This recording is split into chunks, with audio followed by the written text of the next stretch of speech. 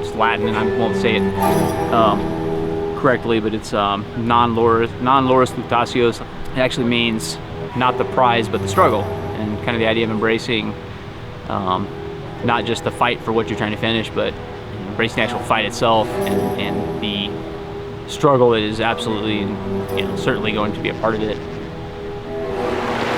Dog, I ran 10 miles. I ran up a fucking mountain. What I have come to think of it as, this race is really designed to be on the razor edge of what a non-elite athlete is capable of doing.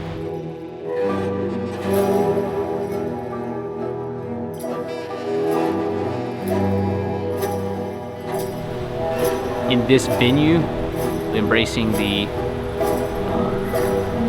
fact that you can fail at this. You're doing something where there's a good chance that you're going to fail at it. You might succeed at it.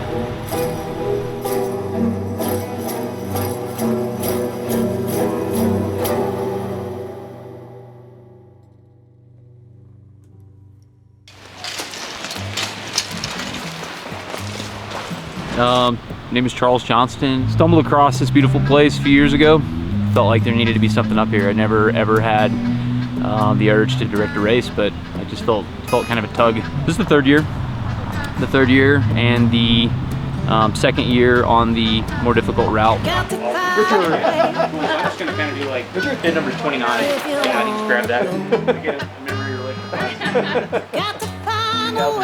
Anything to make the race harder. Yeah, I know. The tracker, we're gonna hold on to those tonight. Okay. 3, 4, 5 people will register and not show. Just get them tomorrow. Every program you plug it into is a little bit different. A lot of them will do.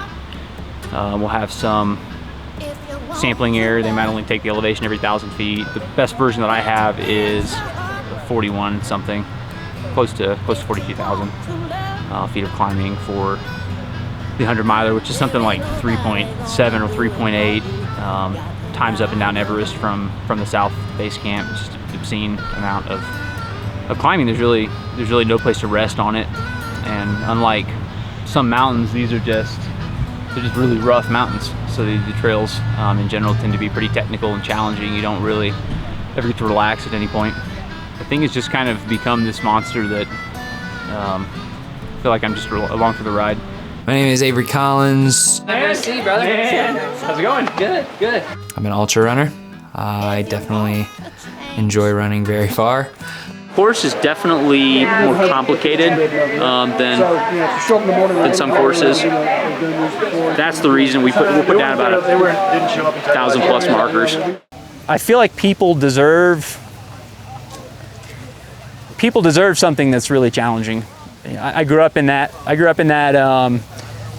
got a box of participant trophies. Like, and I don't know what the names are, soccer teams, the Wolverines, or like the Dynamites, or the something. It's a box that just takes up space in my garage. They're meaningless because you won't see it now. I had a lazy eye as a kid. I never had great hand-eye coordination because my vision was bad, so I sucked at soccer. I knew that I sucked at soccer, and those trophies were all meaningless to me. In my adult life, the things that have been meaningful to me, that have caused me to grow, have been the things that have kicked my butt, have been the things that were really, really challenging, and that caused me to reach into a place that I didn't know was there. What I love about a venue like this is you can come out here and push the envelope in kind of a sporting arena type thing. The stakes of this are pretty low. The stakes of this is that you don't go home with a buckle. Yeah, thank you guys so much. I mean, this is yeah. You guys all have like serious guts or like mental issues. I'm not really sure. It's a combination of the two, but anyways, I'm gonna be around for a little bit, so to the extent anybody else thinks of anything, feel free to come grab me in the next 15, 20, 30 minutes.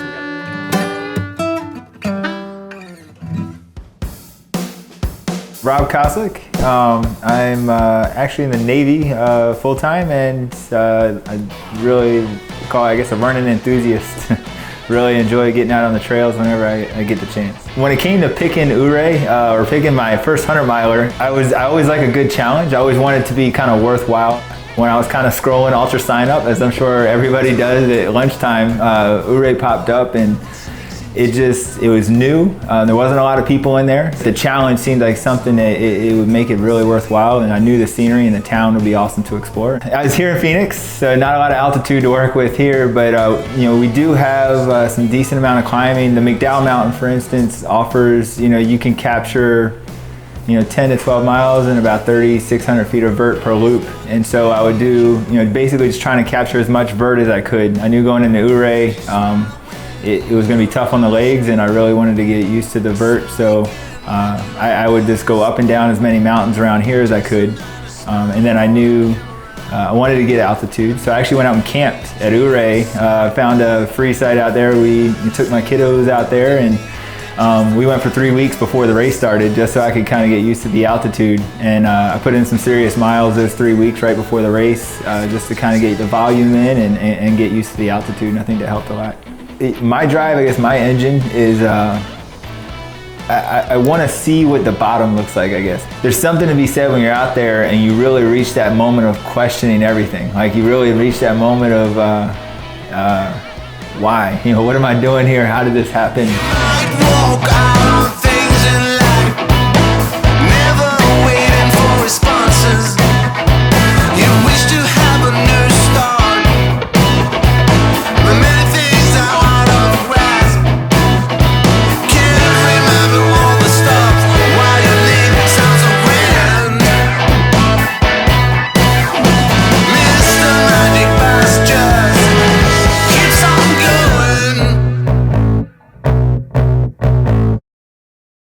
Training for a Ouray 100, you had a pound vert. That's all there is to it. A lot of climbing.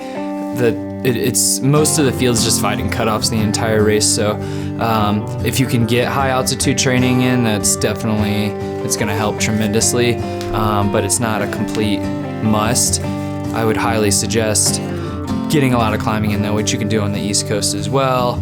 Just about anywhere in California. It's just, with a race that has 42,000 feet of vert, which is more than really any true 100 that I know of, that's your biggest battle. Quads are gonna hurt pretty much after mile 40 to 100.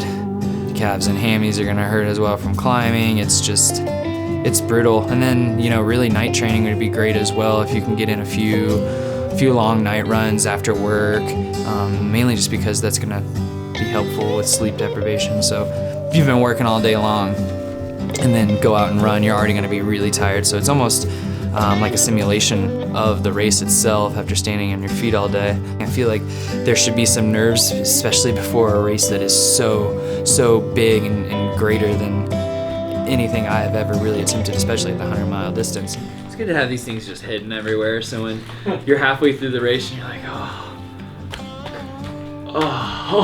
But I knew what I was going into. I knew what was ahead of me completely. Like, I knew what 42,000 feet was more than likely going to feel like. Yeah, the new ones It's are not 20. 20. There's no way. It's in between 17 and 20. You'd be surprised, dude. This thing is huge once you fill it with water. That's what she said. The new ones are different. I'm not sure she did say. Which is why the nerves weren't there. I was prepped and prepared. I'm wearing gaiters. Are you really? They got the pads on the side, man. It's gonna be rocky anyway. He's been riding bikes a while lately. Well, Buddy gave me one yesterday, so. They changed it up and Played it? it's a lot better now. Yeah. Alright. I think that's everything. Oh. Okay. I'll see you guys at the start line then, I imagine. And everywhere else. Oh, do you guys happen to have a permanent marker? If not, it's okay. I know they're gonna have one up there. They'll have one up there, and I'm probably the only person using a box instead of A bag. a bag, yeah. Alright, I'll see you all in a little bit.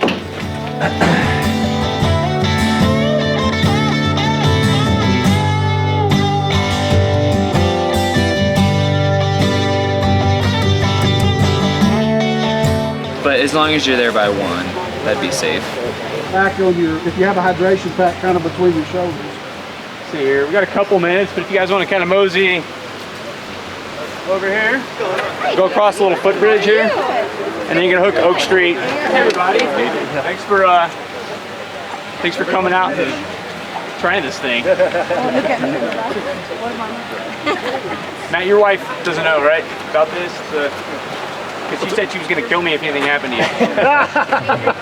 And I think she's serious. I don't think she knows much. Cool. Well, without further ado,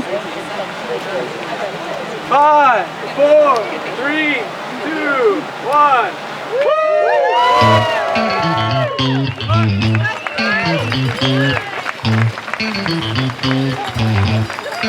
My top food, right?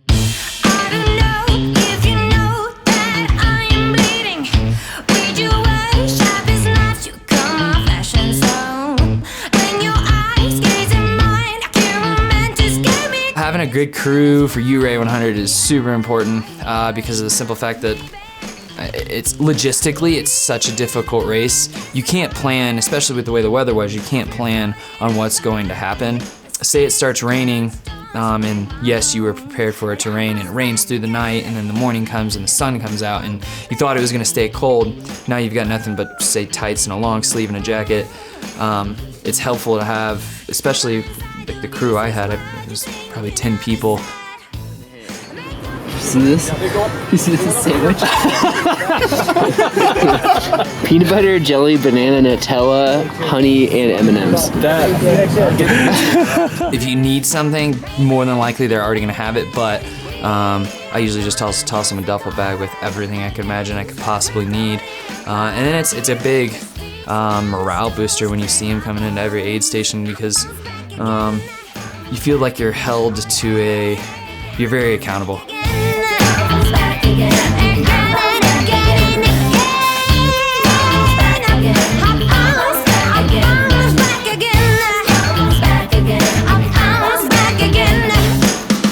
Don't you feel that?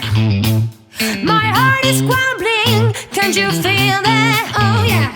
My hands are shaking. Can't you feel that?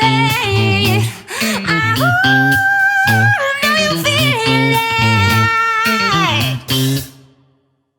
Bring the beat back.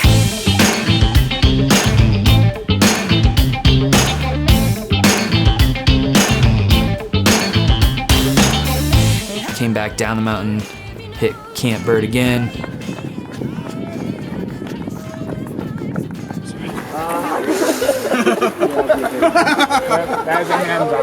Same deal, just ate another quarter, threw in a couple salt pills. Everyone was happy, I was happy. That was literally like 300 calories in one bite. Okay. That's right, it was. Yeah, where do I go now? You go back this way. Okay, down this road? Down this road to the right. Chip. God, you're so sexy. Hey, go. Gotta go, Avery.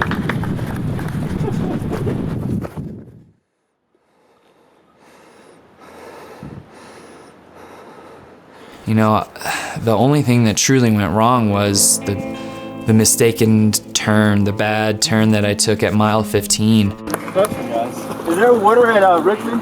Yeah. There is water at Richmond. There's 2 aid station ladies there.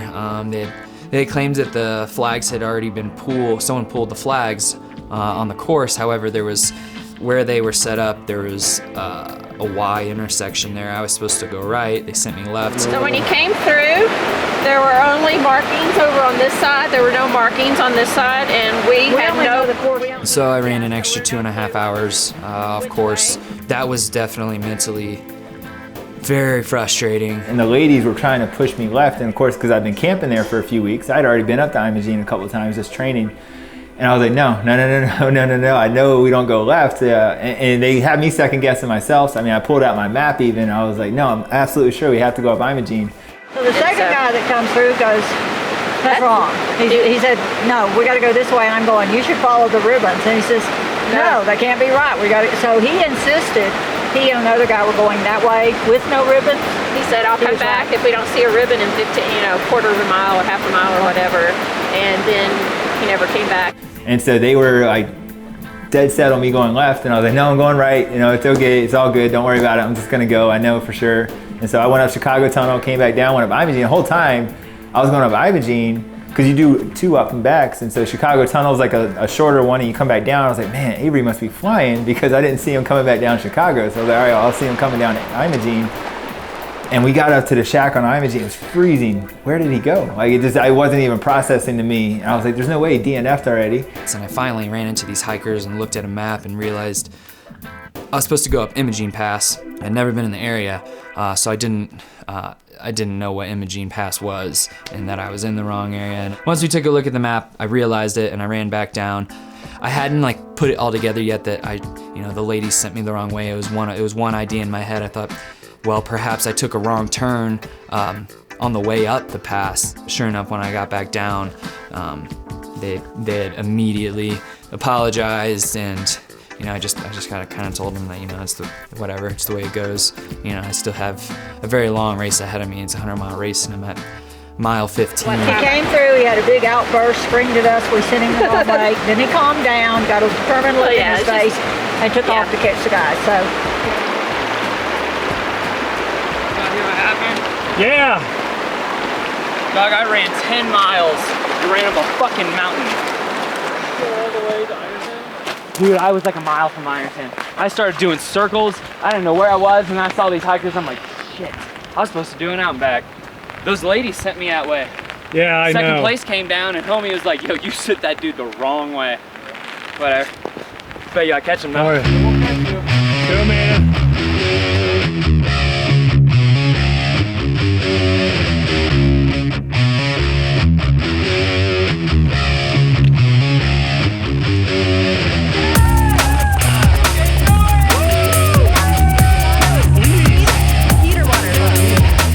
Unfortunately, after being in first and taking that wrong turn, I came back down and was almost in dead last.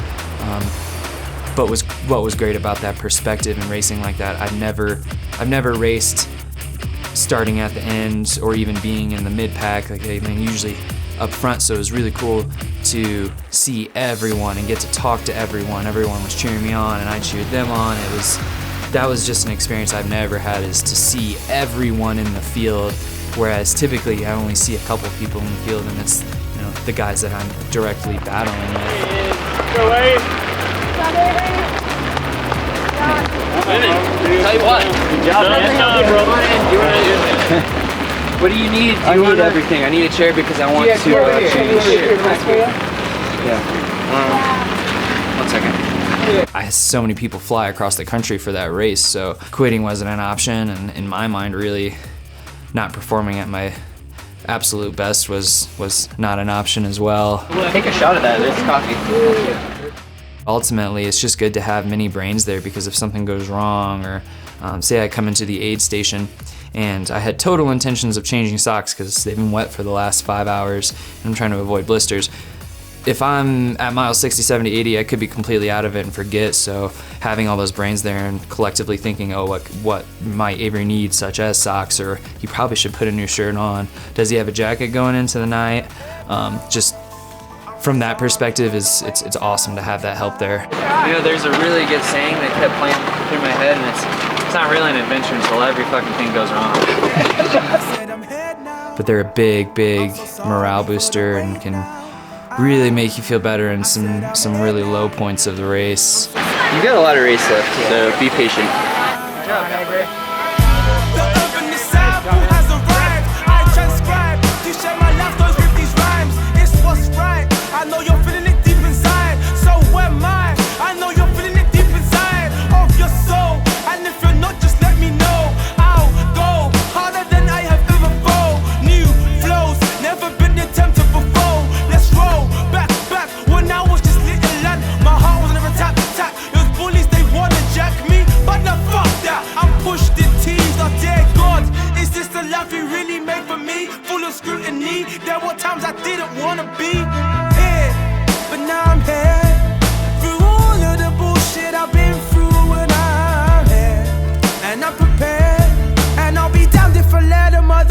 Fuck up this shit for me, yeah. This has been in my heart right from the start. I see the light, I'm still in the dark.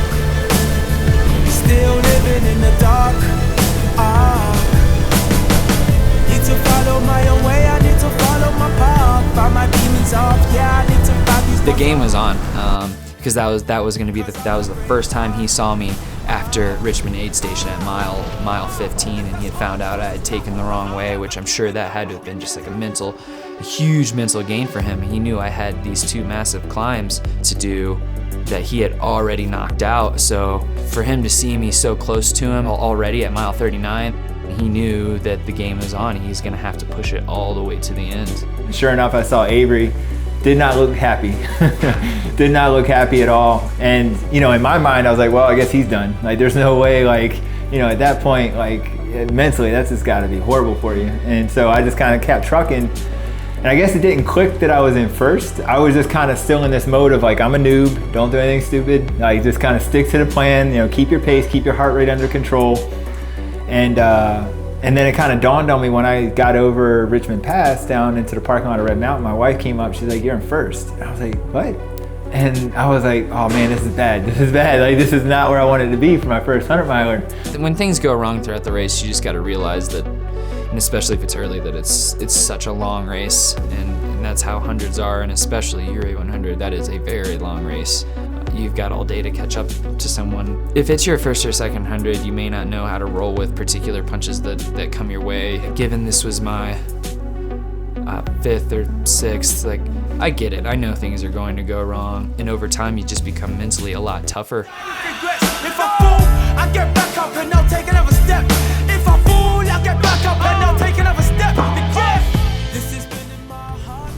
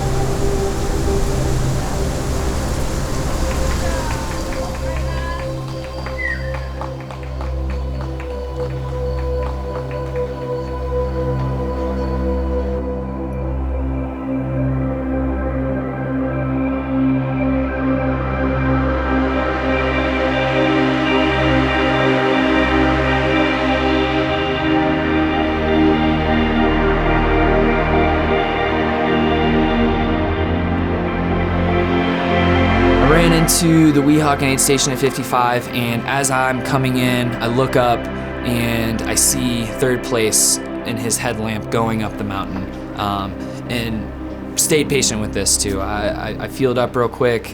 I mentioned to everyone at the aid station, which Justin Ricks, who's Devin, one of my pacers and a good friend, his coach was working that aid station, so we started talking about who was going up and how everyone was looking.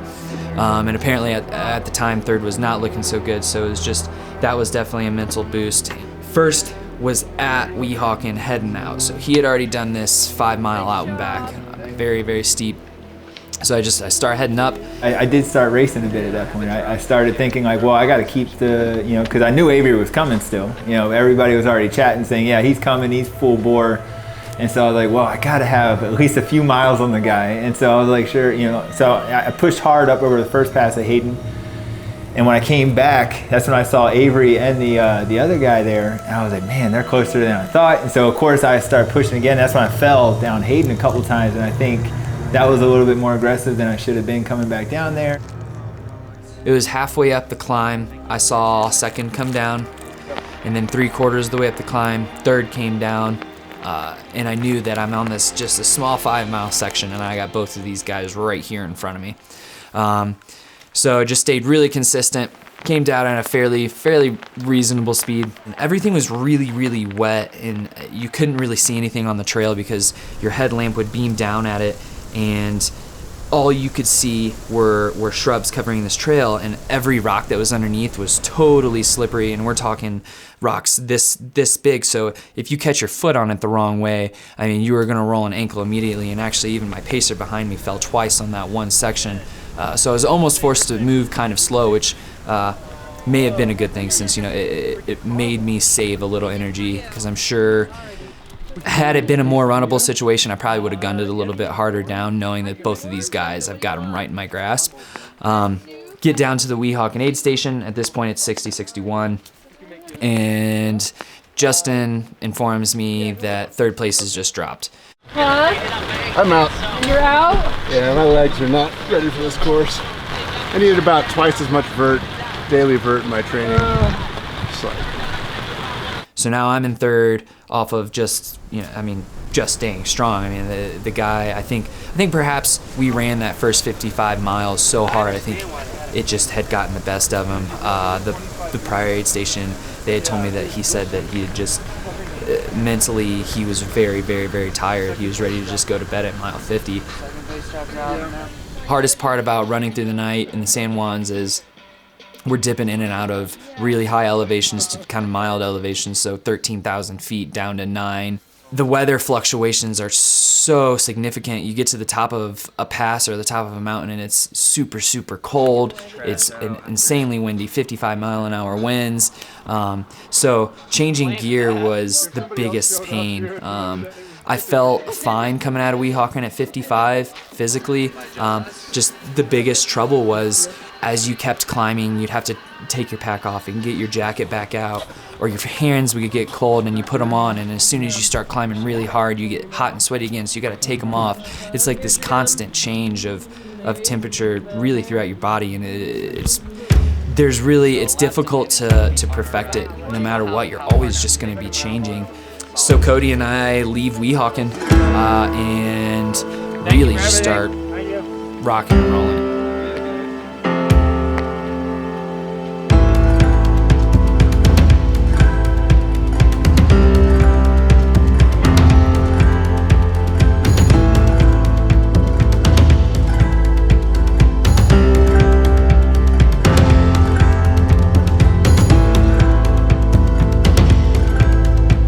I like having friends and family at the race because I want them to partially experience what I experience.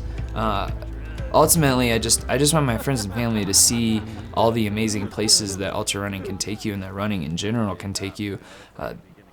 Going to Chile, the mountains in Colorado, Pennsylvania, California, New Mexico, Kentucky, Georgia, North Carolina. There's so many amazing places, really even just inside the United States, and I have yet to see, seriously, 5%. I mean, it's amazing, and I just want everyone to be a part of such a momentous event and occasion. See you at Park, brother. Yeah. Y'all are gonna be there. Not even. Yeah. Bad. I'll see how it is. Why didn't you turn your car on? Turn the heat on. Yes. All right, dude. Keep going. Good Good. job. All right, guys. Good You're job. awesome. Get it. Woo. Good job, guys. You got it, babe. 409, 409. You've been tearing it up already. I appreciate it. He's an hour 10 back from the leader that's right not, now. That's not a lot. Hour 10. He's picked up another like 30 almost. Well, the thing is like the harder the courses, I think the more he's gonna gain. Avery always picks these ones too that take like 3 fucking days. You know, like, god damn it, dude. Do it like 24-hour one. So leaving Crystal Lake, I was leaving Crystal Lake. It was very early in the morning, probably 3 or 4 a.m. Cody and I have quite a climb ahead of us. Didn't get up it necessarily fast, just kind of inch by inch, plucked away at it.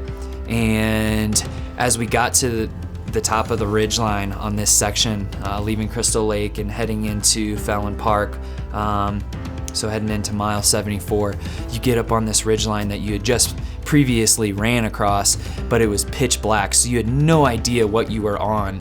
It was very windy. I knew we were on a ridge line, and we got on top of there as the sun was coming up and everything was blue. You saw all the outlines of the mountains, the silhouettes, and it was so amazing. I mean, that very particular moment when there was just enough sun to see all these silhouettes and see that the town was 3,000 feet down below us, it was so amazing. I mean, that's something I will probably never forget.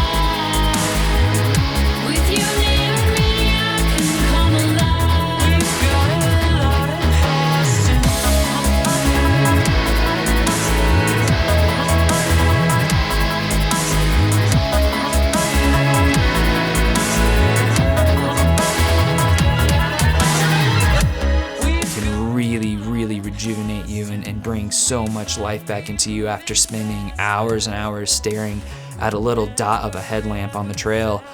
It's just such a powerful thing, and anyone who's run 100 miles and ran 100 miles and have to go through the night, and some people had to go through the night twice, they know that the sun it's gonna bring new life to you.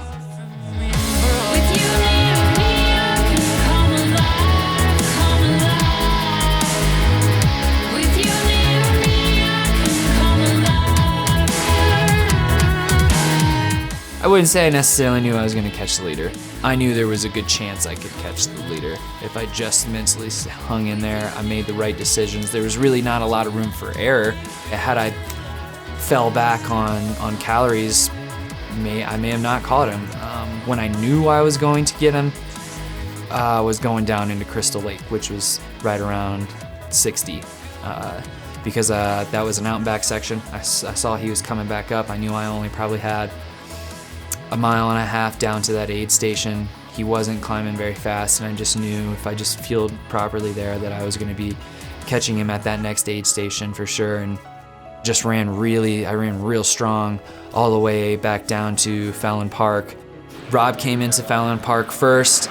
Yeah, it's like, going into Fallon Park there and getting ready to go up Twin Peaks, I felt the gas kind of going low and I was getting nervous. It happened to every aid station. I'd hit a hard moment and I kind of come in with this uncertainty, but I don't know if it was my wife, just kind of the refreshment of seeing my wife there, and she always kind of got me mentally back on, like, she made me stop thinking about whatever I was thinking about. And it's like, oh yeah, that's right, I do need to get off my butt. And before you know it, I was back on the trail.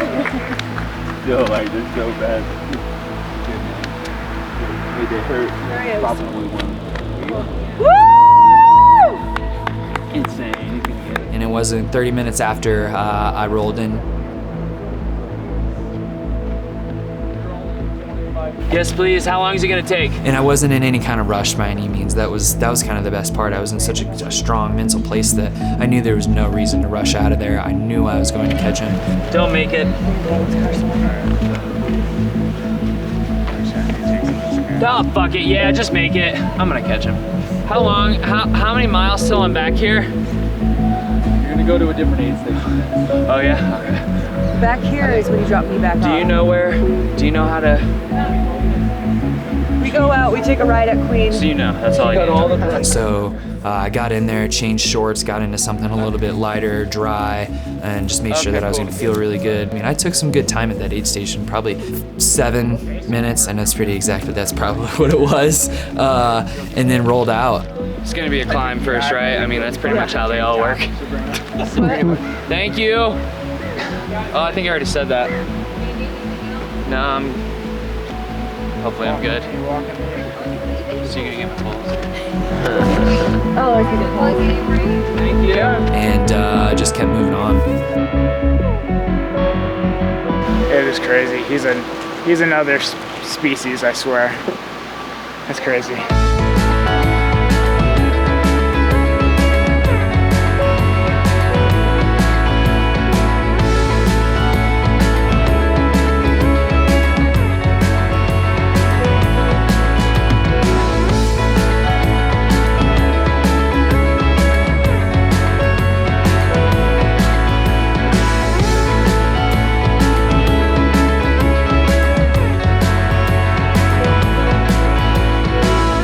So right before Silver Shield aid station, around mile 84, I had passed him coming up this climb, and there was no real aggression or anger between the two of us. It actually was it was like a peaceful passing when I passed him. It was mutual. I had been gaining on him all race long, and he knew. It's like ultimately, I think Rob knew it was coming. It was just a matter of when. Where I passed him, it's not like I could have done it very fast. This section of the course, no joke, was we hit grades in between 60 and 72%. So yeah, at one point we were hand over head climbing. I mean, you can't go up that grade at full tilt running speed. So we're just essentially power hiking up it. So there's gonna be some kind of exchange in that series of events when I'm passing him, and it was awesome. It was cool. He was very respectful. We actually even stopped for a second. I was like, look, dude, you've really pushed me this whole race, and you didn't. He essentially didn't give up. That was what was awesome, and it made for such an event. I wouldn't change a thing. I like what occurred. I like that he made me fight all the way into the very end. So I passed him and turned around to come back down the mountain, and it was full tilt from there. It was game on. At the time I was running with my girlfriend Sabrina, and I mean, I remember moments where we were running so hard that I heard her behind me just like huffing and puffing, and I was almost concerned that I was gonna drop her. But she's fast too, so there was no issue there. She said, I don't think I've ever even ran with you that fast in a training run. I recall maybe hiking for 90 seconds. I mean, we ran that whole way back, because once I passed him, I just knew, put the pedal to the metal. I mean, it is time to make him feel like there is, without a doubt, I'm going to win this race, and there's no way he's going to catch me. Good job, buddy. Good job. Ginger ale, and then let's just go. Ginger ale right here, buddy. Right there, ready to go. Thanks. Yep. Can I get this rope? Good deal. Okay. Did you get any rest last night? F9.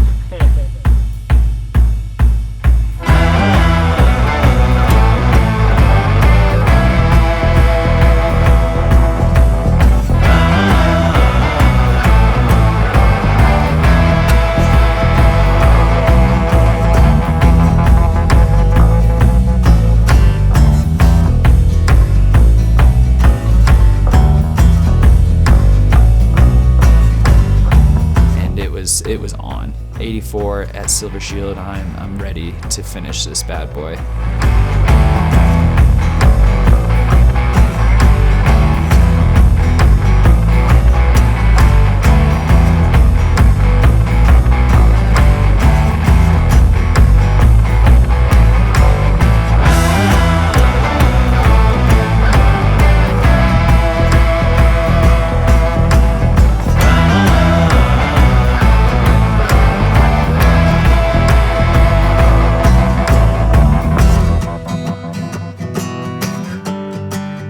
That was, I'd say, actually my worst moment. The sun had broken for the first time in the race, there, so it was actually warming up a bit. And, that was right around the 80-mile mark, so we were in the 80s at that point. If there was a moment where I was as close to DNF as I could, that was the moment where I was like, if I go back into Felon right now, I'm done. Water? What else? Yeah. You want to sit? maybe for a sec, not long. Actually, just probably get something to eat and then go to the next section. Is 4 miles. So Okay. let's see what they got the grub on over here. Okay. That's like, that was the mantra in my head. This is like left foot, right foot. That grade at Twin Peaks, there's no way to recreationally hike that. I was like, this is crazy. Like, there's no person that goes out there for enjoyment. Well, you don't have to do it again. There's that. That was gnarly. You're looking strong though. Yeah, man, good job. Don't give up on chasing this guy down. That's all I say. Oh, Avery? That guy. No, he's got like wings on his shoes or something. You never know. It's still only mile 8. Yeah. I might get the point. This is like my first one. I'll get it. Is your first 100? Yeah. So if I could just finish, like, and not be a complete like First atomic 100? bomb. Wow. Yeah. What? I'd be kind of content. Like I'm leaning towards atomic bomb right now. Like my legs are slowly but surely getting to a point where it's like painful to go down, and you know. So most people were that way at like mile 27. So you're doing fine. You're killing it, man. So that's insane. No. Yeah. Thank you. All right. Well, thank you guys for an awesome rocking it. You're doing awesome. brunch. You bet. You bet.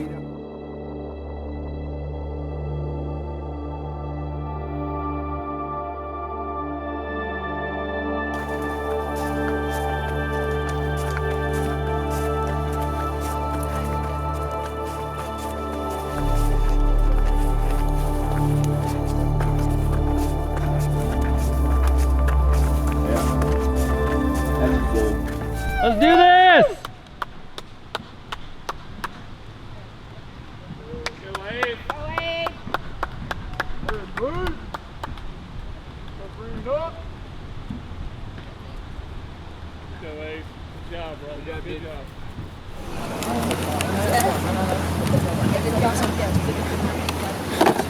Wait, hold on. This is what mile? He's already, I think. 91 point. I told you. Yeah, I'm out of here, dude. I gotta go. You have an end of section to do. What? Wait, we're going back Someone out? has to do 6.7 before you do 10. I don't know which one of you are doing it, but you have a 6.7 to do. What are you talking about? Ouray mine. At the time, I didn't know. I thought it was later than 84 because we actually came into Fallon Park, and I was under the impression at Fallon Park I was at mile 92, and I only had that one last massive 4,500 foot climb to go. And then we were quickly reminded we had one more climb before the big climb.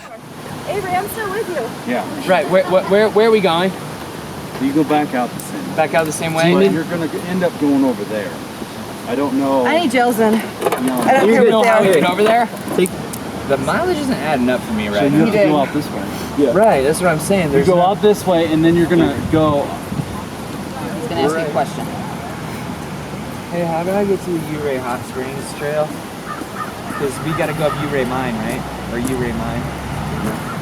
And then do I just take that one trail all the way up and then do a whole punch? Everyone's going to go left, yeah, right out the main entrance. Okay. I think it's going to be on the other side. They're not going to come back as fast as we just came back. I was going to eat a quesadilla, but it's not a big deal. I sounded like a horse. I was going to take one. That was rough. Going up the climb, it started off pretty slow. I started to pick up momentum, and as soon as momentum came around, so did a bunch of clouds. Started raining again, and unfortunately, going up that climb, I was in just a pair of short shorts, no shirt. I thought the sun was out. It was so nice, but sure enough, San Juan Mountains, they are relentless and don't give you a break. And it started pouring. Luckily, we were supplied with a little kit that we had to carry in our pack the whole race, and it had a poncho in it. So as soon as I got real cold, because we were above 11,000 feet, it was cold. Threw that on, made a world of difference, and trucked out the last 500 feet of climbing up to the old mine. Turned around, came back down, and this is when the first contact was made after I had passed Rob. Rob looked good. I wouldn't say that he looked good enough to the point where he was going to catch me. I was very comfortable, and even at that point, third place was right behind Rob. So it was more or less, it was a race for who was going to take second. I don't think it was much of a race for who was going to catch me at this point. He doesn't want to stop. He wants a quesadilla. Just pass me. He's okay on the downhill. Oh God, my watch! I gotta get this data. Got down to the aid station and I talked to everybody, talked to the crew, and just asked, hey, you know, when he got here, did he hang out? Did he leave? What was going on? Oh, that one got me. It all caught up. Yeah. Tried to get in and out of there as fast as possible, but most of my aid stations, they were never like extremely quick. I made sure that things got done. I got what I needed and ate properly. Good job, babe. Here, if you literally just set all my shit right in front of me, I'll take care of it. Sorry if I sound like an asshole, I'm starting to get tired. That was actually super You ready? Yeah, are you ready? Thanks, so. You ready for that? I haven't been ready. I need to get my miles in for the day, bro. They're gonna be so fast. I'm gonna be taking pictures the whole time. At this point, it's time to pick up Dev, which is, knowing I'm gonna pick up Dev, I knew this was in the bag because he's not gonna let me give up on the climb or the descent. This will be the first time I've ever paced him in the daytime. That's always, I always pace at night, so it's always like a shitstorm too. Yeah, hopefully it's clear when you guys go. That's pretty. Yeah, I know, that'd be great for me. It's very appropriate. There's no way that anyone's gonna catch me because he's just not gonna let it happen. So I was very, very confident. However, this is the biggest climb in the entire race, and it's the last one at mile 92 into 102, or around 112 for my race. And we take off out of the aid station.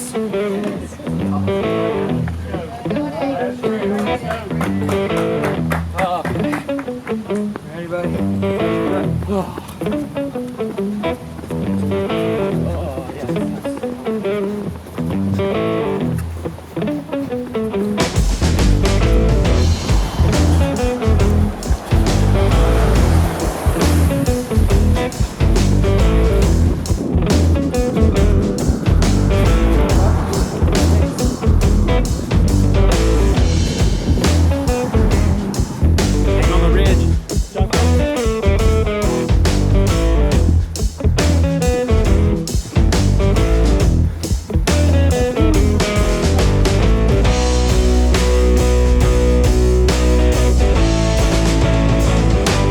And this is crazy. We get just like a half mile up the climb and I start getting super hot, so I want to rip everything off again that I just threw on because it was raining and now the sun's out again. And I go to stuff everything into my pack. I'm trying to do it as fast as possible because all I can think about is just finishing this race and not letting anyone catch me. And I yank on the zipper and the zipper rips clean off. And I'm just thinking, I've got all this stuff that has to be in my pack because one, it's you get disqualified if you don't have particular items in your pack, and I just don't want this stuff falling out. So we end up just bungeeing it and rigging it all around, throw it back on, and keep on trucking. It was by no means a fast climb.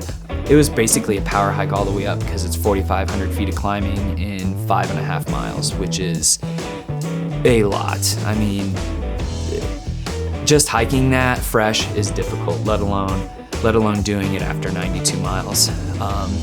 So it was just step by step, and you know, as we got higher and higher, I just kept thinking, this has got to be the end. This has got to be the end.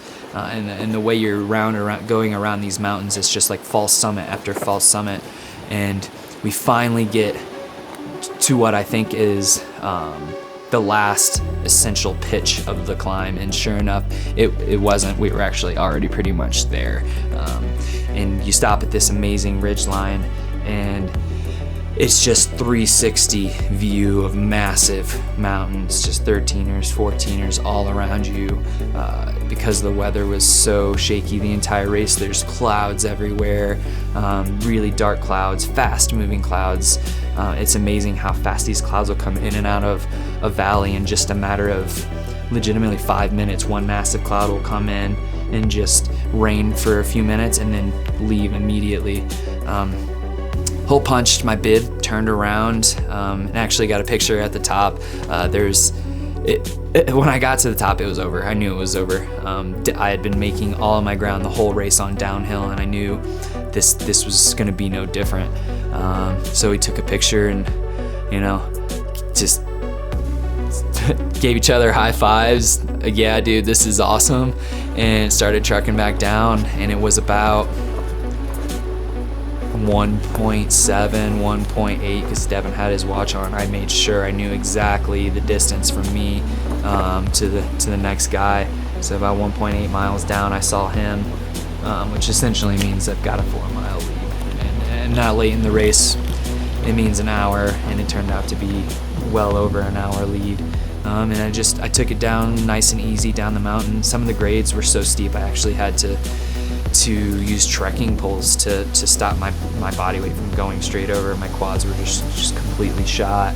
I definitely knew at this point I was trashed when I asked Devin how many miles out, because I usually don't do that, and he just kept saying don't worry about it, and I said let me know when we get to 2 miles out, and he never told me when we got to 2 miles out. He completely avoided that as I kept asking him, and he waited until we were 1 mile out. And I go, do you ever just think about when you're a mile away from the finish that it's only 4 laps around a track? Although this 4 laps around a track involves bouldering down a nasty, gnarly mountain. And he's like, yeah, I do the same thing, man. And it was, when I knew I had 4 laps, it was all over, and it was just a breeze into the finish line.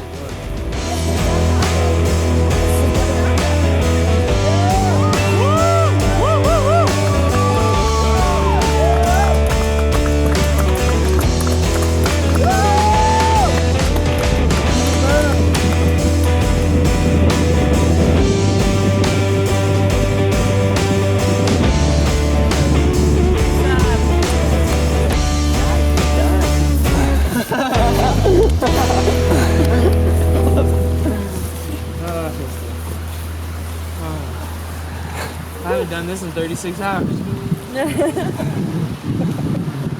I get anything for you? A beer. Who wants a beer? Who wants a beer? So ultimately I picked Ouray 100 as my A race for the summer because really multiple reasons. First off, for me, I believe that ultra running is doing something that's on the brink of impossible. And everyone has different forms and versions and ideas of what ultra running is, and many will just say that's a distance over 26 miles. But for me, the 100 it's the quintessential distance. It's the distance that it's going to make you, as I've always said, go to hell and back a few times. You're going to see the lowest of lows and the highest of highs, and neither one of them are going to last. In a race like Ouray 100, a race that's legitimately on the brink of impossible, a race that only 7% of people will complete. I mean, when you start the race, you're gonna look around you and almost every person surrounding you will not be at the finish line. They're gonna DNF and go home, and you're not gonna see these people probably ever again. That's what ultra running is how far can you truly push your body and not quit and test it, not just physically but mentally as well. That's why I picked this race. I also picked this race because every summer I pick a race that if I don't get into Hard Rock 100, I want to do a race that is going to be comparable, if not harder. So last summer it was Colorado 200. The summer prior it was Fat Dog 120. And I've done other 100s, but the A race is always something that when I pick it and I sign up, there's almost like a concern that I may not finish this thing. I'm gonna sign up for this, and I'm gonna ask my sponsors to help me cover lodging and transportation and all these things, and I'm gonna run such a high risk of not finishing this race because it is so difficult, and in a matter of 100 miles, anything can go wrong. Every step you take, you run the risk of rolling your ankle, hitting your toe, and falling over and smashing your face into the ground. I mean, anything can happen. Hell, I mean, people fall off of cliffs and die in 100 milers. It's facing obstacles that just are seemingly impossible to the rest of the world. And even at times when I look at these races like the Colorado 200, they're seemingly impossible to me, but I know that there's no such thing. I mean, if they're gonna hold it there, it's possible. Anything's possible. And that's why I ran this race. I'm not running this next year. That was hard. I'll come out and crew. We're coming back. Yeah. I'm trying to go against the the grain of this, oh, well, you DNF'd, you're a loser, you didn't do something right. This is, I think that people grow a lot more from the challenges than from the wins. Everybody gets a win and just pockets it and moves right on down the road. But if you can do something that's right on that razor edge of uncertainty, if you can find something right there, I think that's where the magic is. I think that's where the opportunity for growth is. It's challenges that make us grow. One of the things that I did not expect is to really be influenced by the people that have pulled this thing off. It blew me away last year how the 900-mile finishers and the 150-mile finisher, how calm they were. I mean, they're doing something that's physical, that hurts, it's challenging, and they all were, it was like almost zen-like. They just, nothing flustered them, and it challenged what I thought about strength. I thought of strength as kind of a brute force thing, but I learned that there's a type of strength, a calm strength, that is, for some applications, is really the most powerful. Certainly out here. I very much think that, you know, we get one shot at life, and so why wonder? Why let somebody else tell you about something when you have an opportunity to go see those things? Everybody had something to manage, something to deal with, I'm sure, in that course, and there wasn't just one. It's not like, cool, if I get past this moment, I'm good. Like, every summit was its own challenge. Every change in the weather was its own challenge, and so that's what made Ouray kind of special. Is that you just in a course of one bout, 35-hour bout, you face a series of challenges that one of them themselves could be enough to kind of break a person if they weren't kind of ready for it or if they didn't want it enough. I think if I'm smart, I can do races like this really for the next decade competitively. I don't think I've peaked by any means yet, because I'm still learning. I'm still figuring out what works well for me. People always ask me my nutrition's like, what do I eat, and how do I train? It changes every race. Everything changes so frequently, which tells me that I'm still learning, because once I've figured out what works the best and what is very specific and what will help me continue to run essentially perfect races, that's when I think I'll be close to that peak, because that's then a formula I can use for a long time. So competitively, I think I can do this for another 10 years as long as I'm smart and not over race, which is something that I've really just started doing this year, and I've started to respect my body more, and I understand what it's going to take to have some longevity. But ultra running is something I love so much. I want to do this forever.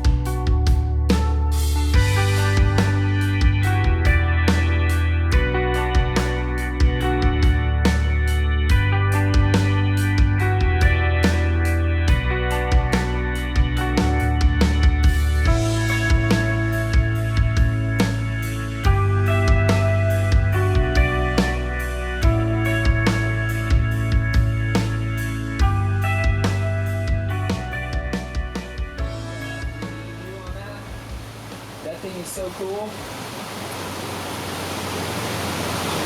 Wait till we go on those boots. Yeah. NASCAR. Take a left turn. Pull it down. There's a slide up there? There's like, shh, don't tell anyone.